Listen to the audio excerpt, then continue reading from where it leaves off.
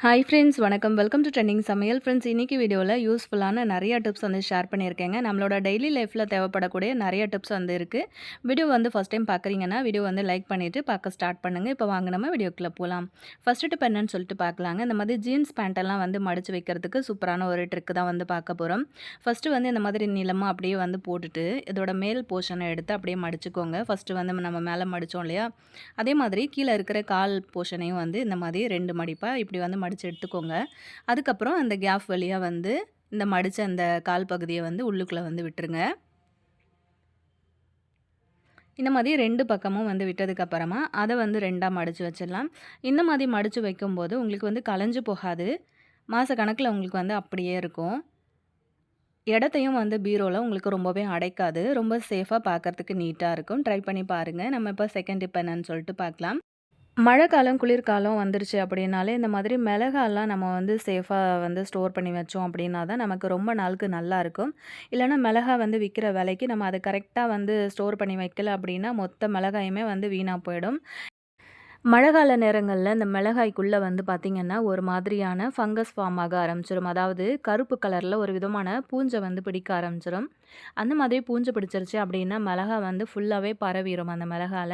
நம்மளால அத வந்து திரும்ப யூஸ் பண்ணவே முடியாது. மிளகா வந்து எப்படி இருக்கு அப்படின்னு சொல்லிட்டு நான் உங்களுக்கு காமிக்கிறேன். இந்த மிளகா வந்து வாங்கிட்டு வந்தது நான் எப்படியும் ஒரு 1 வாரம் இருக்கும். வாங்கிட்டு வந்து நான் அப்படியே வச்சுட்டேன். அதுக்கப்புறம் பார்த்தீங்க அப்படின்னா, ஒரு மாதிரி ஈரப்பதமாவே இருந்துச்சு அந்த மிளகா. நம்ம வாங்கிட்டு வந்ததுக்கப்புறமா உடனே நம்ம வந்து வறுத்துட்டு ஸ்டோர் பண்ணி வச்சுட்டோம் அப்படின்னா, நமக்கு ரொம்ப நாளுக்கு நல்லாயிருக்கும். நம்ம அத அப்படியே கண்டுக்காமயே விட்டுட்டோம் அப்படின்னா, இந்த மாதிரி வந்து உள்ளுக்குள்ள ஃபங்கஸ் மாதிரி ஃபார்ம் ஆக ஆரம்பிச்சிரும். சிலர் வந்து என்ன பண்ணுவாங்க அப்படின்னா, இந்த மிளகா வந்து தாளிக்கும்போது நம்ம டக்குனு கிள்ளி அப்படியே போட்டுருவோம் இல்லையா? அவசரமா நம்ம வந்து சமைக்கும்போது இந்த மிளகா நல்லா இருக்கா அப்படிங்கிறத செக் பண்ண மாட்டோம். அப்படியே 2ஆ கிள்ளி ஒரு ரசத்துக்கோ, குழம்புக்கோ அப்படியே நம்ம வந்து தாளிக்கும்போது, அந்த உள்ள இருக்கிற அந்த ஃபங்கஸ் இருக்கு இல்லையா? கருப்பு கலர்ல. அது வந்து அந்த எண்ணெய் ஃபுல்லா பரவிட்டு, ஃபுல்லாவே வந்து கருப்பு கலர்ல மாறிரும். ஸோ அந்த மாரி எனக்கு நெறைய தடவ நடந்திருக்கு. அப்படி மிளகாய வந்து நம்ம வாங்கிட்டு வந்த உடனே இந்த மாதிரி 2 போர்ஷனா வந்து கட் பண்ணிட்டு நீங்க வந்து வறுத்துட்டீங்க அப்படின்னா, உங்களுக்கு வருஷ கணக்கானாலும் மிளகா வந்து கெட்டு போகாது. இப்போ மிளகா வந்து வறுக்கும்போது பார்த்தீங்க அப்படின்னா, ஒரு விதமான நெடி வந்து வரும். வீடு ஃபுல்லாவே வந்து பரவிரும். எல்லாருமே தும்மிக்கிட்டே இருப்போம் இல்லையா? அந்த மாதிரி நெடி வந்து வராம இருக்கிறதுக்காக மிளகாய அந்த மாதிரி வந்து கிள்ளுனதுக்கப்புறம் நீங்க வந்து முழுசா போட்டீங்க அப்படின்னா, உள்ளுக்குள்ள ஃபங்கஸ் இருந்தாலும் நமக்கு தெரியாது. அதனால தான் நான் வந்து கிள்ளிட்டு சேர்த்துருக்கேன். இந்த மாதிரி ஒரு அலுமினியம் குக்கர் வந்து எடுத்துக்கோங்க. அதில கொஞ்சமா வந்து நம்ம உப்பு சேர்த்துக்கலாம். ஃபஸ்ட்டு வந்து மிளகா போட்டுட்டு உப்பு வந்து சேர்த்துக்கோங்க. குக்கரோட மூடிய வந்து அப்படியே போட்டுருங்க. அடுப்பு வந்து லைட்டா லோ ஃப்ளேம்ல வச்சுட்டு, நீங்க வந்து அதாவது மேல வெயிட் மட்டும் போட்டுக்கோங்க. உள்ளுக்குள்ள வந்து கேஸ்கட் வந்து போடாதீங்க. இந்த மாதிரி ஒரு 2, 3 தடவ வந்து நீங்க ஷேக் பண்ணி அதாவது குலுக்கி விட்டீங்க அப்படின்னா, மிளகா வந்து உங்களுக்கு சூப்பரா வறுபட்டுரும். அது மட்டும் இல்லாம மிளகாவோட நெடி வந்து உங்களுக்கு ஒரு துளி கூட வெளியில வந்து வரவே வராது. நீங்க ரொம்ப சேஃபாவே வந்து மிளகா வறுக்கலாம். குக்கர் யூஸ் பண்ற நெறைய பேருக்கு இந்த ஐடியா வந்து தெரியாம இருக்கும். இந்த மாதிரி வறுத்ததுக்கு அப்புறமா கொஞ்ச நேரம் விட்டுட்டு, அதுக்கப்புறம் நீங்க ஓப்பன் பண்ணி பார்த்தீங்க அப்படின்னாலே, உங்களோட மிளகால இருக்கிற நெடியெல்லாம் ஃபுல்லா போயிட்டு மிளகா வந்து நல்லா மொறு மொறுன்னு இருக்கும். இந்த மாதிரி வறுத்து எடுத்து நீங்க ஸ்டோர் பண்ணி வச்சுட்டீங்க அப்படின்னா, மாசக்கணக்கானாலுமே உங்களோட மிளகா நல்லா ஃப்ரெஷ்ஷாவே இருக்குங்க. இந்த ஐடியா நெறைய பேருக்கு வந்து தெரியாம இருக்கலாம். கண்டிப்பா நீங்களும் வந்து ட்ரை பண்ணிட்டு உங்க ஃப்ரெண்ட்ஸ் கூட ஷேர் பண்ணிக்கோங்க. நெக்ஸ்ட் டிப் பார்க்கலாம்.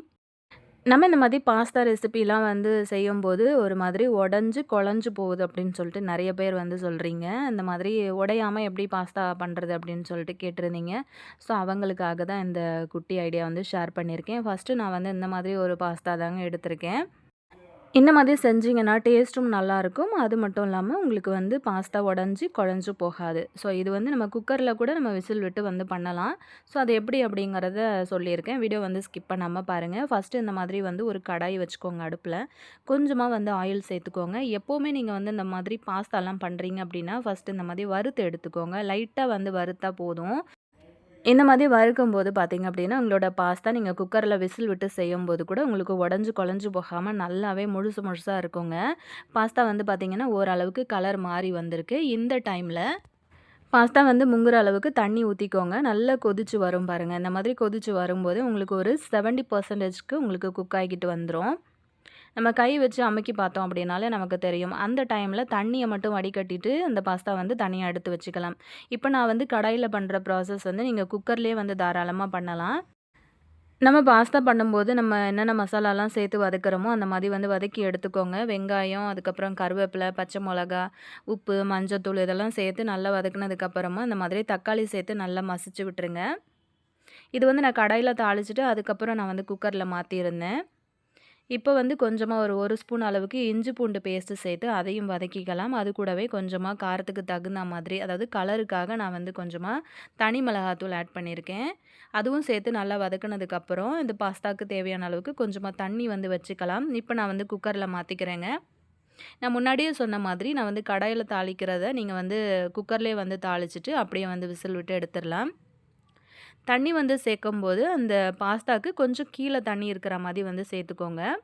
இப்ப நம்ம வந்து ஆல்ரெடி ஒரு 70% வந்து குக் பண்ணி வச்சிருந்தோம் இல்லையா? அந்த பாஸ்தாவ எடுத்து அப்படியே உள்ளுக்குள்ள சேர்த்துக்கோங்க. நான் வந்து தனி மிளகாத்தூள் வந்து கலருக்காக தான் சேர்த்துருந்தேன். நான் எப்பவுமே வந்து பார்த்தீங்கன்னா, குழம்பு மிளகாத்தூள் வந்து கொஞ்சமா ஆட் பண்ணுவேன். அந்த மாரி குழம்பு மிளகாத்தூள் வந்து சேர்க்கும்போது டேஸ்ட் வந்து ரொம்ப சூப்பரா இருக்குங்க. அதே மாதிரி கலரும் வந்து நல்லா கிடைக்கும். ஸோ, அதனால இப்போ கொஞ்சமா வந்து குழம்பு மிளகாத்தூள் ஆட் பண்ணிட்டு, இந்த மாதிரி நல்லா கிளறி விட்டுட்டு, நம்ம இத வந்து விசில் போட்டுறலாம். ஒரு 2 விசில்லேயே உங்களுக்கு சூப்பரா வெந்து வந்துரும். அதுக்கப்புறம் நான் ஓப்பன் பண்ணி காட்டுறேன் பாருங்க. இந்த அளவுக்கு சூப்பரா உடைஞ்சு போகாம நல்லா வந்திருக்கு. உங்களுக்கு வந்து முட்டை பிடிக்கும் இதில போட்டு சாப்பிட்றதுக்கு அப்படின்னா, இந்த டைமில நீங்க முட்டைய வந்து உடைச்சு அங்கங்க ஊத்தி விட்டுட்டு, 2 நிமிஷம் அப்படியே சிம்ல விட்டீங்க அப்படின்னா, அழகா உங்களுக்கு முட்டையுமே வெந்து வந்துரும் பாருங்க. கலரும் சூப்பரா சேஞ்ச் ஆயிட்டு வந்திருக்கு. அதே மாதிரி உங்களுக்கு நல்ல இந்த மாதிரி உடையாமையும் கிடைக்கும். இப்போ ஒரு 3, 4 முட்டைய அங்கங்க உடைச்சு நம்ம வந்து ஊத்தி விட்டுடலாம். இன்னுமே வந்து டேஸ்ட் அதிகமா குடுக்கும். இதில வந்து வெஜிடபிள் வந்து சேர்த்து செய்றதா இருந்தாலும் கேரட்டு, பீன்ஸு, பட்டாணி இந்த மாதிரி கூட நீங்க காய்கறிகள் வந்து சேர்த்து செய்யலாம். ரொம்பவே டேஸ்டியா இருக்குங்க. ஒரு 2 நிமிஷம் அப்படியே அந்த முட்டைய ஊத்திட்டு, அப்படியே வந்து குக்கர மூடி ஒரு 2 நிமிஷத்துக்கு விட்டுட்டீங்க அப்படின்னா சிம்ல, அழகா உங்களுக்கு வந்து முட்டையுமே அந்த மாதிரி வெந்து வந்துரும். அதுக்கப்புறம் ஃப்ரெஷ்ஷான கொத்தமல்லி இலைகள தூவிட்டு நம்ம இந்த மாதிரி சர்வ் பண்ணலாம். உங்களுக்கு பார்க்கும்போது தெரியும் அப்படின்னு நினைக்கிறேன். ஒரு பாஸ்தா கூட உடைஞ்சு போகல.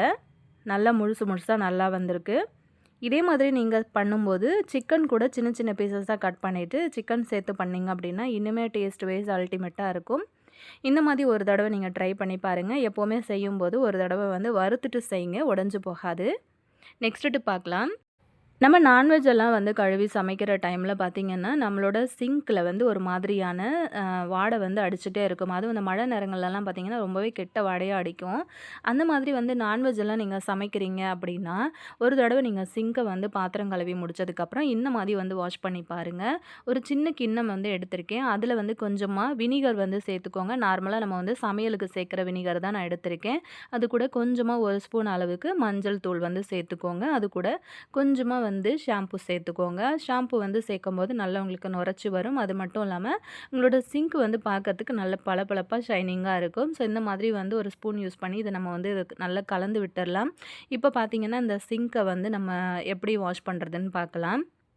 நம்ம நான்வெஜ் எல்லாம் சமைக்கும்போது பார்த்தீங்க அப்படின்னா, அந்த சிங்க்கோட அந்த குட்டி குட்டி ஹோல்ஸ் இருக்கு இல்லையா? உள் பக்கமா போயிட்டு நமக்கு அது வந்து மாட்டிக்கிட்டு இருக்கும். சரியா வந்து கீழ போகாது. அந்த மாதிரி டைம்ல ஒரு 2, 3 நாள் ஆயிடுச்சு அப்படின்னா, ஒரு மாதிரி கெட்ட ஸ்மெல் வந்து வர ஆரம்பிக்கும். எப்பவுமே நீங்க வந்து பாத்திரம் கழுவி முடிச்சதுக்கப்புறம், இந்த மாதிரி வந்து நீங்க உங்களோட சிங்க்க வந்து வாஷ் பண்ணி விட்டுட்டீங்க அப்படின்னா, நல்ல ஒரு வாசம் வந்துட்டே இருக்கும். அது மட்டும் இல்லாம உங்களுக்கு வந்து சிங்க்ல எந்த ஒரு விதமான ஒரு கெட்ட வாடையுமே வந்து வராது. பார்க்கறதுக்கும் சிங்க் வந்து நல்லா பளிச்சுன்னு நல்லா நீட்டா இருக்குங்க. இந்த மாதிரி எல்லா இடத்துலயுமே அந்த தண்ணிய வந்து தெளிச்சு விட்டுட்டு, ஒரு ஸ்க்ரப்பர் யூஸ் பண்ணி இப்படி வந்து நம்ம ஃபர்ஸ்ட்டு தேய்ச்சு எடுத்துடலாம். இது வந்து நான்வெஜ் சமைச்சதுக்கு அப்புறம் தான் இப்படி வந்து பண்ணணுமா அப்படின்னு கேட்டிங்கன்னா, கண்டிப்பா கிடையாதுங்க. நம்ம வந்து நார்மலா எப்பவுமே பாத்திரம்லாம் கழுவி முடிச்சதுக்கப்புறம் சிங்க்க வந்து தனியா வாஷ் பண்ணி விடுவோம் இல்லையா? அந்த டைமுக்கு இந்த ப்ராசஸ் வந்து நீங்க பண்ணி உங்களோட சிங்க்க வந்து கிளீன் பண்ணீங்க அப்படின்னா, சிங்க் வந்து எப்பவுமே கிளீனா, நீட்டா இருக்குது அப்படின்னாலே நம்மளோட கிச்சன் ஓரளவுக்கு நல்லா சுத்தமா இருக்குது அப்படின்னு சொல்லிட்டு அர்த்தம். ஸோ பாருங்கள், எப்போவுமே வந்து நீங்கள் இந்த மாதிரி வந்து உங்களோட சிங்கை க்ளீன் பண்ண மறக்காதீங்க. இந்த ஐடியா உங்களுக்கு பிடிச்சிருந்ததுன்னா நீங்களும் ட்ரை பண்ணிவிட்டு அப்படியே உங்கள் ஃப்ரெண்ட்ஸ் கூட வந்து ஷேர் பண்ணிக்கோங்க. இந்த வீடியோக்கு ஒரு லைக் கொடுத்துருங்க. நம்ம இப்போ நெக்ஸ்ட்டு பார்க்கலாம். நம்ம எப்போவுமே இந்த மாதிரி ஒரு கவரில் தான் காய்கறியெல்லாம் வாங்கிட்டு வருவோம் இல்லையா? ஸோ எங்கே காய்கறி வாங்கினாலுமே நமக்கு இப்படி தான் கவரில் வந்து போட்டு கொடுப்பாங்க.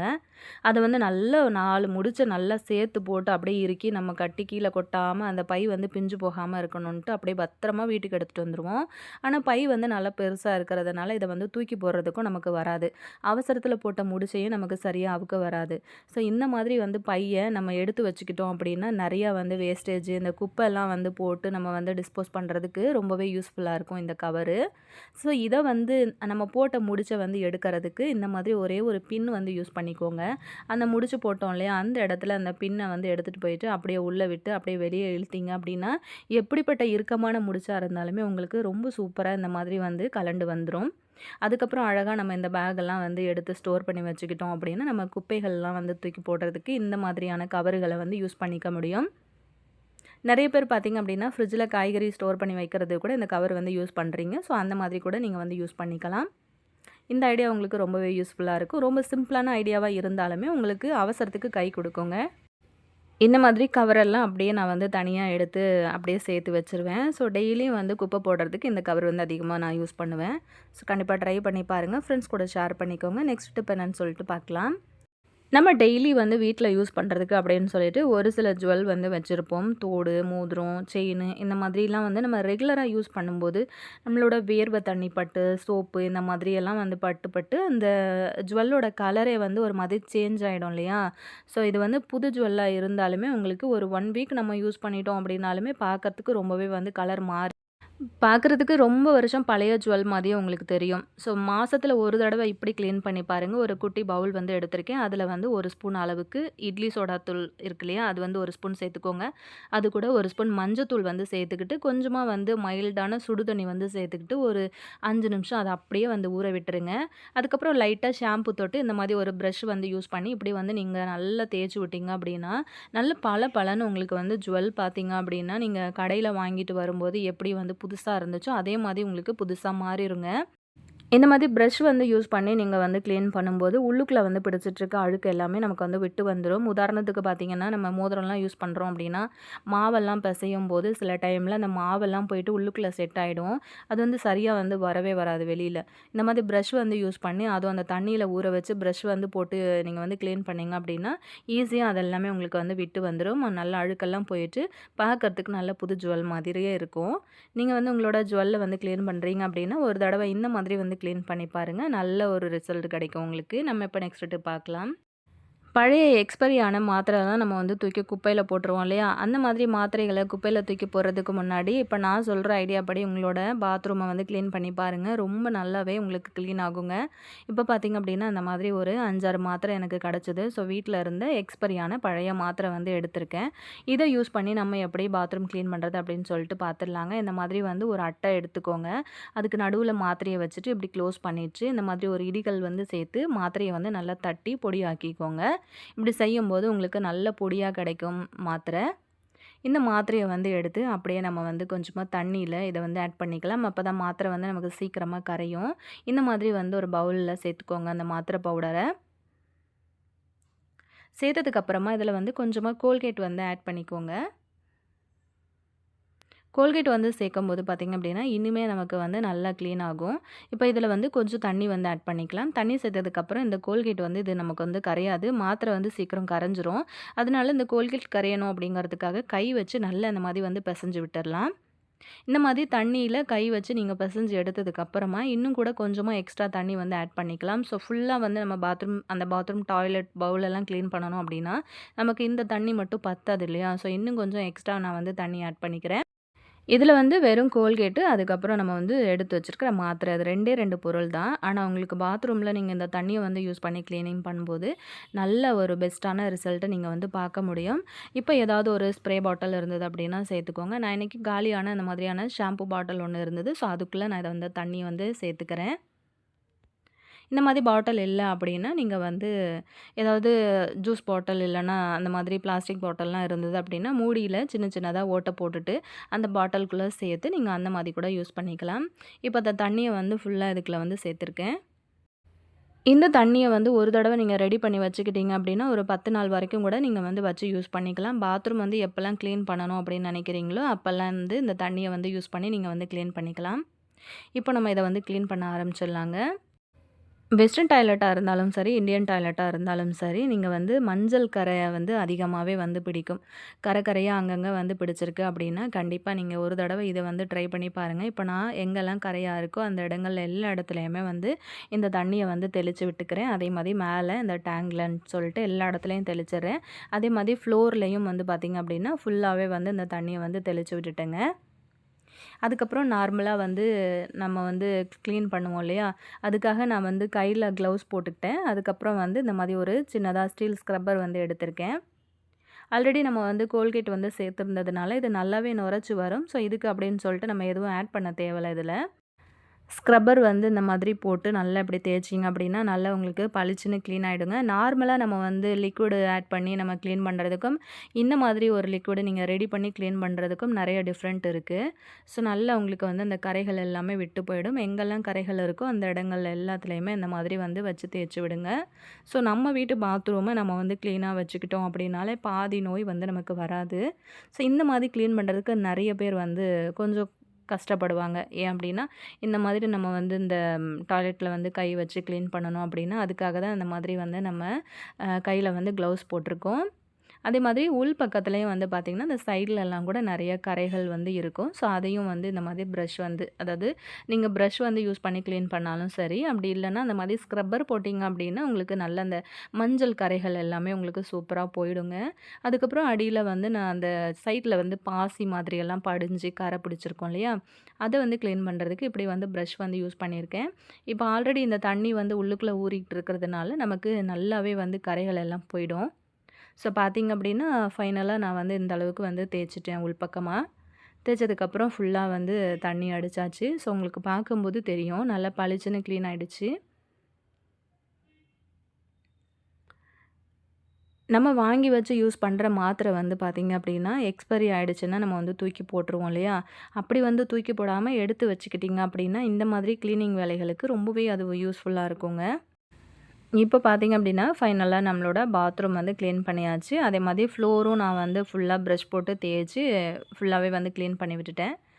ஸோ வாரத்தில ஒரு தடவ உங்களோட டாய்லெட்ட வந்து இந்த மாதிரி வந்து கிளீன் பண்ணீங்க அப்படின்னா, எப்பவுமே வந்து நல்லா பளிச்சுன்னு உங்களுக்கு வந்து கிளீனாவே இருக்கும். இந்த ஐடியா உங்களுக்கு ரொம்பவே யூஸ்ஃபுல்லா இருந்திருக்கும் அப்படின்னு நினைக்கிறேன். நீங்களும் வந்து ட்ரை பண்ணி பாருங்க. இந்த வீடியோ பிடிச்சிருந்தது அப்படின்னா, மறக்காம இந்த வீடியோக்கு ஒரு லைக் குடுத்துட்டு, அப்படியே உங்க ஃப்ரெண்ட்ஸ் அண்ட் ஃபேமிலி மெம்பர்ஸோடையும் வந்து ஷேர் பண்ணிக்கோங்க. இப்போ நம்ம நெக்ஸ்ட் டிப் என்ன அப்படின்னு சொல்லிட்டு பார்க்கலாம். இந்த மாதிரியான வெள்ளி நகைகள்லாம் பார்த்தீங்க அப்படின்னா, நம்ம யூஸ் பண்ணினதுக்கப்புறமா அத வந்து எடுத்து வச்சுருவோம் இல்லையா? அந்த மாதிரி நீங்க வந்து எடுத்து வைக்கும்போது, அத வந்து நீங்க அப்படியே டைரக்ட்டா ஒரு கவர்லயோ, ஒரு டப்பாலயோ வந்து போட்டு வச்சீங்க அப்படின்னா, அந்த நகை வந்து சீக்கிரமாவே வந்து கருத்து போயிரும். அந்த கலரே வந்து மாறிரும். நெறைய பேருக்கு வந்து பார்த்தீங்க அப்படின்னா, உடம்பு வந்து சூட் உடம்பு அப்படின்னா, அந்த வெள்ளி ஜுவல்லாம் வந்து அதிகமா செட் ஆகாது. சீக்கிரமாவே வந்து கருத்து போயிரும். நீங்க வந்து ஸ்டோர் பண்ணி வைக்கிறீங்க அப்படின்னா, இந்த மாதிரியான அலுமினியம் ஃபாயில் பேப்பர் இருக்கு இல்லையா? அது வந்து ஒரு சின்ன பீஸ் வந்து எடுத்துக்கோங்க. நான் இன்னைக்கு வந்து இந்த பிரியாணி எல்லாம் வாங்குவோம்ல, அந்த மாதிரி ஒரு பாக்ஸ் தான் சின்னதா வந்து கட் பண்ணி ஒரு பீஸ் வந்து எடுத்திருக்கேன். இப்ப இந்த மாதிரி வந்து அலுமினியம் ஃபாயில் பேப்பர்ல உங்களோட வெள்ளி நகைகள் எல்லாத்தையுமே வந்து நீங்க அப்படியே உள்ளுக்குள்ள வச்சு சுத்தி இத வந்து க்ளோஸ் பண்ணி ஸ்டோர் பண்ணி வச்சுட்டீங்க அப்படின்னா, வருஷ கணக்கு ஆனாலுமே உங்களோட வெள்ளி பொருட்கள் வந்து கருத்து போகாம நல்ல பளிச்சுன்னு உங்களுக்கு புதுசு போல இருக்குங்க. இந்த ஐடியாவும் உங்களுக்கு ரொம்பவே யூஸ்ஃபுல்லா இருக்கும். கண்டிப்பா உங்ககிட்ட வெள்ளி நகைகள் இருந்துச்சு அப்படின்னா, இந்த மாதிரி அலுமினியம் ஃபாயில் பேப்பர் இருந்தது அப்படின்னா, இப்பவே கூட இத வந்து ட்ரை பண்ணி பாருங்க. இந்த மாதிரி வச்சுட்டு நம்ம சேஃபா எடுத்து வச்சுட்டோம் அப்படின்னா, வருஷ கணக்கானாலுமே நமக்கு கருத்து போகாம இருக்கும். இன்னைக்கு நான் ஷேர் பண்ணின இந்த ஐடியாவும் உங்களுக்கு ரொம்பவே யூஸ்ஃபுல்லா இருந்திருக்கும் அப்படின்னு நினைக்கிறேன். நம்ம இப்போ நெக்ஸ்ட் டிப் என்ன அப்படின்னு சொல்லிட்டு பார்க்கலாம். நம்ம எப்போவுமே வந்து அதிகமான குவான்டிட்டியில பூண்டு உரிக்கிறோம் அப்படின்னா, தனியா வந்து உரிக்க முடியாது. என் வீட்ல இருக்கிற யாரையாச்சும் வந்து ஹெல்ப்புக்கு கேட்போம் இல்லையா? பூண்டு வந்து உரிக்கும்போது நம்மளோட நகமுமே வந்து பார்த்திங்க அப்படின்னா, சீக்கிரம் டேமேஜ் ஆயிடும். நகம் வந்து ஒரு மாதிரியான எரிச்சல் குடுக்கும். அந்த மாதிரி வந்து இல்லாம ரொம்ப ஈஸியா நகம் வந்து யூஸ் பண்ணாம சூப்பரா நீங்க பூண்டு உரிக்கணும் அப்படின்னா, இந்த மாதிரி நெயில் கட்டர் வந்து யூஸ் பண்ணிக்கோங்க. நெயில் கட்டர் யூஸ் பண்ணி நீங்க பூண்டு வந்து உரிச்சீங்க அப்படின்னா, ஈஸியா வந்து உங்களுக்கு உரிக்க வந்துருங்க. கஷ்டம் இல்லாம தனியாளா எவ்வளோ வேணும்னாலும் நீங்க வந்து உரிச்சுக்கலாம். இப்ப பாருங்க, இந்த பூண்ட நான் வந்து எப்படி உரிக்கிறேன்னு சொல்லிட்டு. இந்த மாதிரி பண்ணும்போது ரொம்ப அழகா அந்த தோல் எல்லாமே உங்களுக்கு தனித்தனியா அழகா உங்களுக்கு வந்து கலண்டு வந்துரும். அதே மாதிரி மேல அந்த மொன பகுதியும் வந்து உங்களுக்கு கட் பண்ணி எடுத்ததுக்கு அப்புறமா அழகா அந்த தோல உரிக்கிறதுக்கு ரொம்பவே யூஸ்ஃபுல்லா இருக்குங்க. சில நேரங்கள்ல நம்ம சமைக்கும்போது தான் பூண்டு உரிக்கல அப்படின்றதே நமக்கு ஞாபகம் வரும். அந்த டைம்ல வந்து உரிச்சு அந்த பூண்ட நம்ம யூஸ் பண்றதுக்கு டைம் எடுக்கும் அப்படிங்கிறதுனால, ஒரு சிலர் வந்து சமையல்லயே அந்த பூண்ட சேர்த்துக்கிறதே வந்து அவாய்ட் பண்ணுவாங்க. அந்த மாதிரி இல்லாம நெனச்ச உடனே ரொம்ப அழகா நீங்க வந்து உரிச்சு எடுத்துடலாங்க. ரொம்ப கஷ்டமே இருக்காது. இன்னைக்கு நான் வந்து ஷேர் பண்ணேன்னா, எல்லா ஐடியாவும் உங்களுக்கு ரொம்ப ரொம்ப யூஸ்ஃபுல்லா இருந்திருக்கும் அப்படின்னு நெனைக்கிறேன். ஆல்ரெடி நம்ம சேனல்ல நெறைய டிப்ஸ் வீடியோஸ் வந்து போஸ்ட் பண்ணியிருக்கோங்க. டைம் இருந்தது அப்படின்னா மறக்காம செக் பண்ணிக்கோங்க. பிளேலிஸ்ட்ல வந்து லிங்க் குடுத்துருக்கேன். இதே மாதிரியான டிப்ஸ் வீடியோஸ் எல்லாம் நீங்க பார்க்கணும் அப்படின்னு நெனச்சீங்கன்னா, மறக்காம ட்ரெண்டிங் சமையல் யூடியூப் சேனல சப்ஸ்கிரைப் பண்ணிக்கோங்க. நெக்ஸ்ட் ஒரு இன்ட்ரஸ்டிங்கான வீடியோல நான் உங்கள திரும்ப மீட் பண்றேன் ஃப்ரெண்ட்ஸ். Thank you.